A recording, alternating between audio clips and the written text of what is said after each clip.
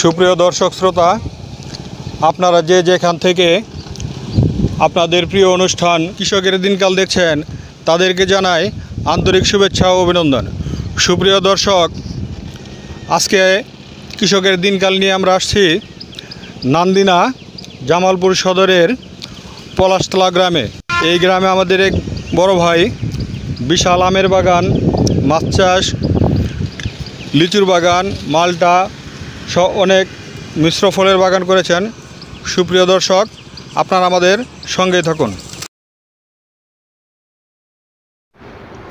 সুপ্রিয় দর্শক, এটি একটি কৃষকের বাড়ি। এই বাড়িটি নির্মাণ করেছেন জামালপুরের একজন সফল কৃষক ফরিদ সাহেব। তিনি স্বপ্ন দেখছেন বাংলার প্রতিটি কৃষক যেন তার মতো সুন্দর জীবনযাপন করতে পারেন।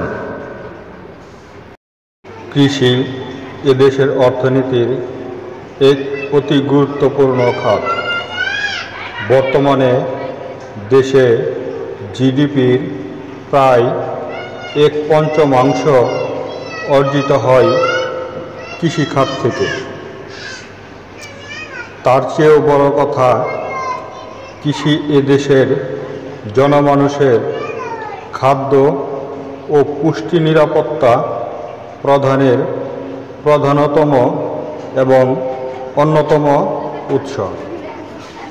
এখনও এদেশের বিপুল জনসংখ্যার কর্মসংস্থান হয়ে থাকে কৃষিকে অবলম্বন করেই।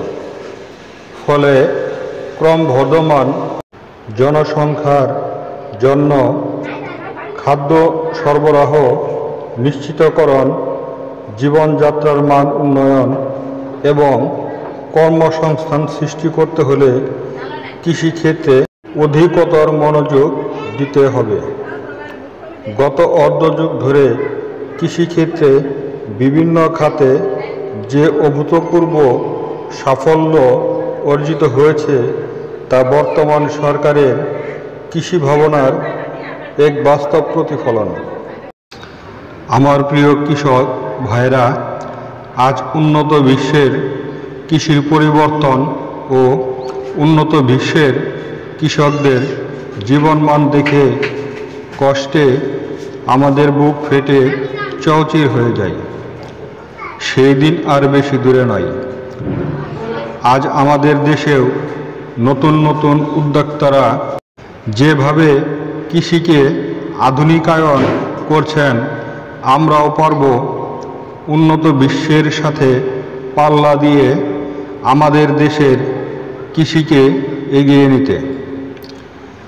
আজ স্বাধীনতার 50 বছর পর আমার দেশের এমনই একজন কৃষক, নান্দিনা পলাশতলার প্রিয় মানুষ ফরিদ সাহেব।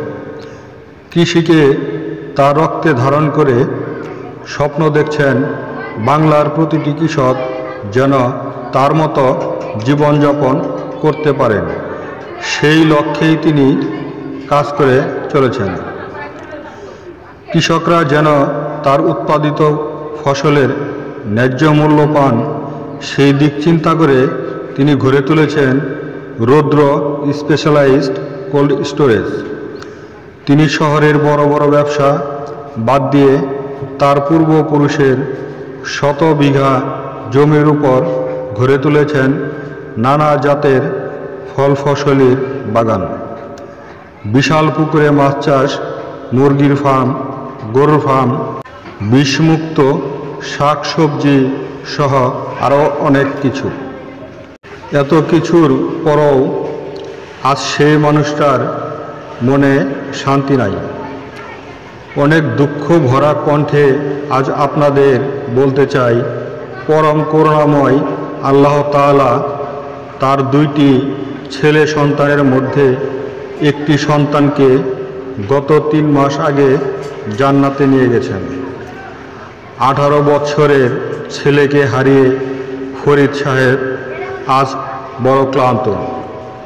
সুপ্রিয় দর্শক, আমরা মনে প্রাণে বিশ্বাস করি আল্লাহ তাআলা নিশ্চয় পরকালে ফরিদ সাহেবকে তার অবুঝ ছেলের উসিলায় তাকে সঠিক পুরস্কার দেবেন। ফরিদ সাহেব ও তার পূর্বপুরুষ পলাশতলা গ্রামের অহংকার। তার ছেলের মৃত্যুতে আজ পুরো গ্রাম শোকাহত। আমার প্রিয় দর্শক শ্রোতা ও কৃষক ভাইয়েরা, আমরা মন থেকে দোয়া করি আল্লাহ তাআলা যেন তার অবুঝ সন্তানকে জান্নাতের সর্বোচ্চ স্থানে জায়গা করে দেন।